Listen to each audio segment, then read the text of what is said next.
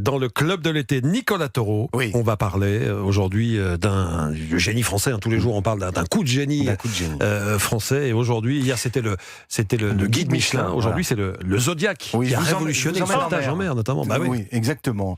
C'est le bateau des maîtres nageurs, des plongeurs, des vacances. Et quand on est enfant, forcément, c'est aussi un peu le bateau de l'aventure.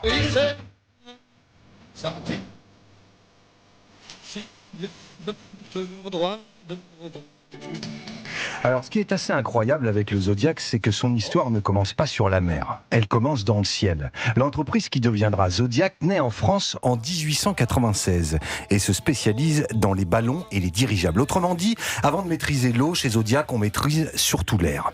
Dans les années 1930, Pierre de Broutel, ingénieur de la maison, adapte ce savoir-faire aéronautique à la mer. Et c'est un coup de génie. Le Zodiac est en train de naître. Alors, le Zodiac naît dans les années 30, mais qui vont être les premiers clients du Zodiac ? Alors c'est l'armée française, l'aéronavale plus exactement. Mais après la guerre, Zodiac donc décide de s'ouvrir au grand public. Les premiers modèles sont commercialisés en 1949, mais il reste un problème. Un bateau gonflable en pleine mer, franchement, ça ne rassure personne. Et puis arrive un homme qui va tout changer. Il s'appelle Alain Bombard. Nous sommes en 1952, Bombard a 27 ans, c'est un jeune médecin obsédé par une question. Comment survivre à un naufrage ? Il est convaincu qu'un naufragé peut tenir beaucoup plus longtemps qu'on ne le pense. Et il décide de le prouver lui-même. Il prend un Zodiac de série, le baptise l'hérétique et se lance dans un pari complètement fou, traverser l'Atlantique. Donc il est tout seul. Oui. Alain Bombard, tout seul, complètement, sur un Zodiac. Sur un Zodiac, pendant plus de 2 mois. Et il réussit. Quand il atteint les Antilles, Bombard vient de prouver donc qu'un homme peut traverser l'Atlantique sur une petite embarcation pneumatique. 4 ans plus tard, il mesure lui-même le chemin parcouru. Écoutez, il était au micro d'Europe 1 en 1956. Ce que je peux dire, c'est que je suis fier de voir autant de marins réunis pour les voir, car il y a seulement 4 ou 5 ans, il est infiniment probable qu'ils en auraient ri beaucoup plus qu'ils n'auraient été intéressés. Voilà, Bombard vient de donner au bateau pneumatique sa crédibilité, et bientôt un autre Français va l'associer à une autre image, celle de l'exploration, Jacques-Yves Cousteau.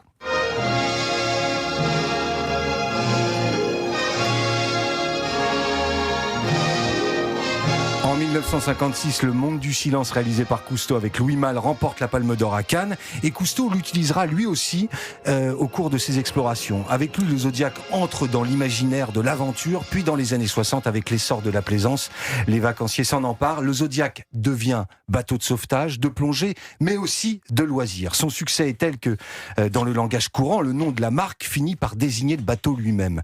On ne dit plus forcément un bateau pneumatique, on dit un Zodiac. Ah oui. Voilà, pas mal pour une entreprise qui au départ fabriquait des dirigeables, donc comme quoi, avoir le pied marin, parfois ça commence par on commence plutôt par avoir la tête dans les nuages. Vous êtes déjà allé sur un Zodiac, Nicolas Taureau ? Oui, j'ai déjà testé le Zodiac. C'est très agréable. En quel honneur ? Je suis allé, pour sauver des gens. Non, il sauve des gens. Soit on est sauvé, soit on sauve. Je suis parti de Montpellier pour aller aux îles de l'Érins. En Zodiac. C'est complètement inventé. Ça. Non, pas du tout. Il y a d'ailleurs un monastère. Mais c'est pas facile. Être sur un Zodiac, il faut se tenir, ça bouge dans tous les sens. Attention, s'il y a un peu de mer, un peu des vagues, il faut savoir dominer un peu le Zodiac. Je suis resté 2 minutes dans un Zodiac et puis je me suis fait éjecté complètement.